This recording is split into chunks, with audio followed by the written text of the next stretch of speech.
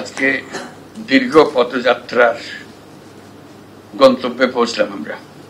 কঠিন পথযাত্রা ছিল এটা। যখন সরকারি প্রথম আসলাম, আমার প্রথম দৃষ্টি ছিল লেবার রাইটসের উপরে, এবং আইএলওর যিনি প্রতিনিধি আসতেন তার সঙ্গে আছেন, তাকে ডাকলাম। তিনি বললেন যে কিছুই করা হয়নি। আমি বললাম যে এরকম কিরকম কথা এটা। তখন উনি বিস্তারিত বর্ণনা দিলেন যে কি কি কারণে হয়নি। তো ওনার সঙ্গে বারে বারে বৈঠক করলাম কিভাবে এটা উত্তরণ করা যাবে। আমি বলতে থাকলাম যে এটা করা দরকার, এবং যারা ব্যবসায়ী, যারা কারখানার মালিক, তাদের সঙ্গে বসলাম, বোঝালাম যে এটা স্বাক্ষর করা মানে আপনাদেরও উপকার, তাদেরও উপকার। আমার দায়িত্ব হলো এই সরকার যতদিন আছে এর ভেতরের কাজটা করে যাওয়া, এটা আমার একটা প্রধান দায়িত্ব। তখনও বুঝি নাই যে এটার মধ্যে কি আছে। আমার বললো যে আগামী জেনেভা বৈঠকে যেতে হবে, সেখানে আপনাদের ব্যাখ্যা করতে হবে কেন আপনারা এটা করছেন না এ পর্যন্ত। এবং অতীতের ব্যাখ্যাগুলো কি ছিল বোঝার চেষ্টা করলাম, কেন হলো না। ওই অবাক কাণ্ড, রানা প্লাজার ঘটনার সময় সবকিছু সামনে আসলো, সারা দুনিয়ার সামনে আসলো। আমাদের লেবারদের, শ্রমিকদের যে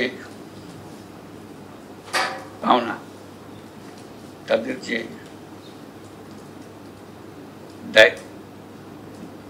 তাদের যে অধিকারগুলো আছে, কোনোটাই কোথাও স্বীকৃতি নাই। রানা প্লাজাতে এই ঘটনার পরে সরকার সমস্ত কিছুতে স্বাক্ষর করলো যে আমরা এই এই এই জিনিসগুলো করে ফেলব। তা বললাম যে তা তো হয়ে গেল, তারপর রানা প্লাজা তো বহুদিন আগের ঘটনা, এখন কি হলো?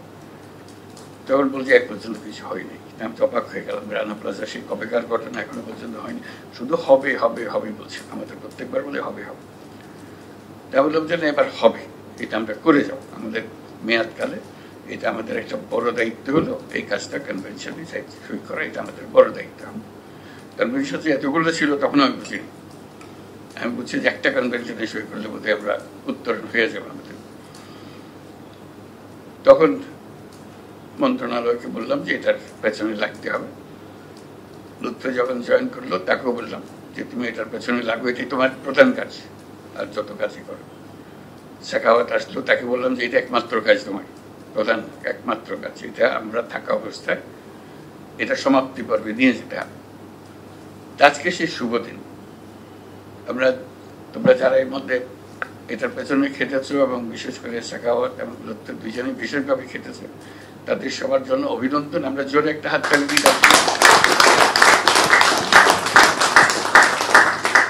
এটা হলো প্রথম ধাপ। আমরা এই প্রথম ধাপ উত্তরণ করলাম, এখানে শেষ না, কাজে আর বহু ধাপ যেতে হবে, সেটার পেছনে থাকতে হবে। এবং সই করলে আমাদের কাজ শেষ হলো না, শুরু হলো মাত্র, শুরু হলো মাত্র। কাজে সই করে বাস্তবায়ন করা। কাগজে লিখে দিলাম এই অধিকার তোমার, তারপরে ফিরে গেলে কোনো অধিকার আসে না। অধিকার কিন্তু কাগজে লেখাটা খুব গুরুত্বপূর্ণ জিনিস, আমি হালকাভাবে নিচ্ছি না। ওইটা কাগজে একবার সই স্বাক্ষর হলে তখন এটা দাবি আসে যে আপনি তো সই রাজি হয়েছেন, সই স্বাক্ষর করেছেন, আন্তর্জাতিক প্রতিষ্ঠানের সঙ্গে ওয়াদা করেছেন, তাদের সঙ্গে সই করেছেন, আপনাকে এগুলো পালন করতে হবে। সেই দায়িত্ব আমরা এখন নিলাম যে আমরা এটা পালন করব। আমরা সইও করলাম, এটা পালনও করব। এই দায়িত্ব আমরা সর্বত্র সবাইকে জানাবো যে এটা হয়েছে। কাগজপত্রে যারা লেখালেখি করবে তাদেরকে অনুরোধ করি এখানে এই কনভেনশনগুলো কি কি কথা বলা আছে এগুলো যেন বিস্তারিতভাবে প্রকাশ করে, এটা নিয়ে আলোচনা করে, এটা বাস্তবায়নের পথে যেন সবাইকে উদ্বুদ্ধ করে। আর শ্রম মন্ত্রণালয়ের প্রথম কাজ হলো, এখন এটা তো হলো, সই স্বাক্ষর করলাম, এটাকে বাস্তবায়ন করা। এটাকে কাগজে সই করা পর্যন্ত চমৎকার কাজ হলো, এটা খুব গুরুত্বপূর্ণ কাজ, আমি হেলাফেলা করছি না।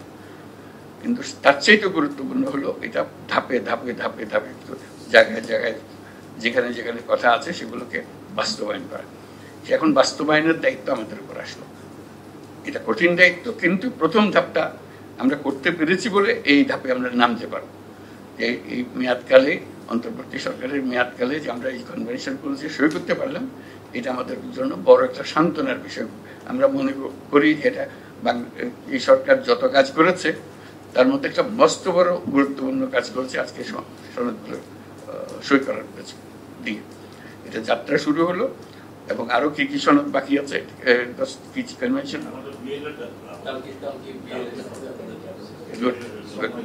সময় নিতে যাবে।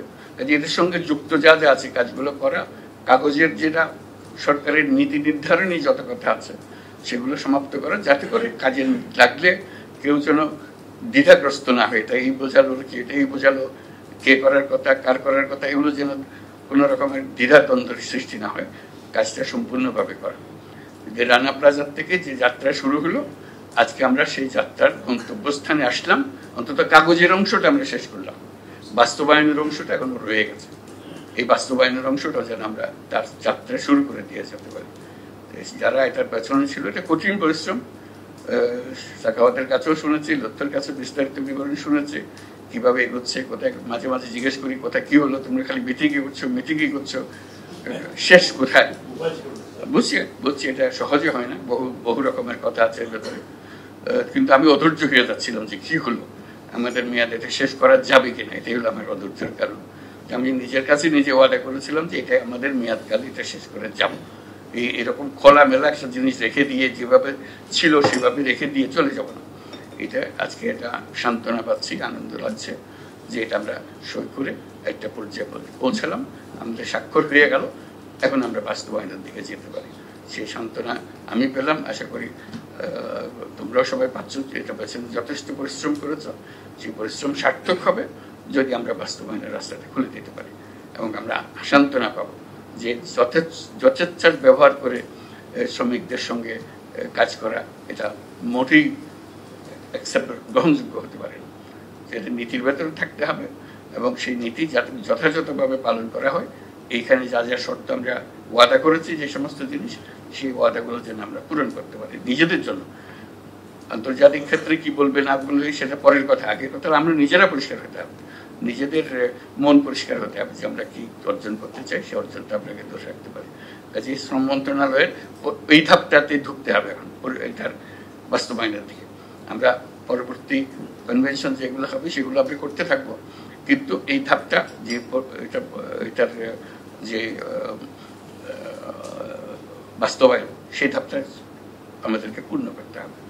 রানা প্লাজা যে দায়িত্ব আমাদের উপর দিয়ে গেছে, তাদের জীবনের বিনিময়ে এটা আজকে আমরা তার একটা ধাপ পূরণ করলাম। এটা আমাদের সান্ত্বনা, আমরা খুব আনন্দ পাচ্ছি, সবাই আনন্দিত, এবং আশা করি আমরা সামনের পথ এই আনন্দ নিয়ে যাত্রা করতে পারবো, এবং এটা আমরা সঠিকভাবে সর্বত্র কমপ্লাই করতে পারবো, এটাকে বাস্তবায়ন করতে পারবো সেটা।